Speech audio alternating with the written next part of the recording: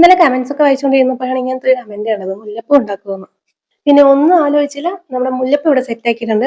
സംഭവം ഇത്രയും കിടിലനായിട്ട് വരുമെന്ന് ഞാൻ വിചാരിച്ചേ ഇല്ല. അപ്പൊ എല്ലാവരും എന്തായാലും ഇത് ട്രൈ ചെയ്ത് നോക്കണം കേട്ടോ.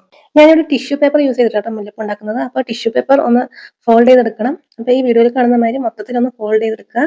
പിന്നെ അതൊന്ന് ഓവൽ ഷേപ്പിൽ കട്ട് ചെയ്യണം.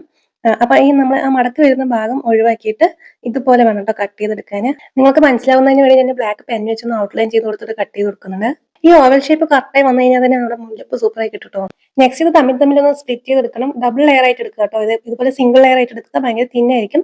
ഈ ലെഫ്റ്റ് സൈഡ് ഉള്ള പോലെ ഒന്ന് ഡബിൾ ലെയർ ആയിട്ട് എടുക്കുക കേട്ടോ. നെക്സ്റ്റ് ഒരു ചെറിയ പാത്രത്തിൽ വെള്ളം എടുത്തിട്ട് ഗ്രീൻ സ്കെച്ച് കൊണ്ട് ഇതുപോലെ ഒന്ന് കളറാക്കി കൊടുക്കുന്നുണ്ട്.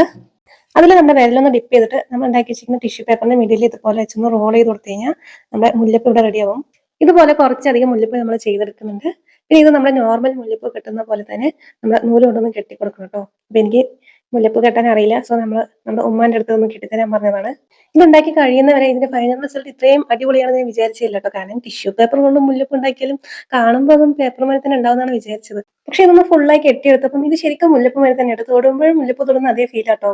ഈ ഓണത്തിന് ഇനിയാലും മുല്ലപ്പൂ കിട്ടിയില്ല എന്നാണ് പരാതി പറയുന്നത്. സ്വന്തമായി ഇതുപോലെ ഉണ്ടാക്കി വെച്ചോ. പക്ഷെ ഒരു കാര്യം, മഴയത്തിറങ്ങരുത്, പണി കിട്ടും.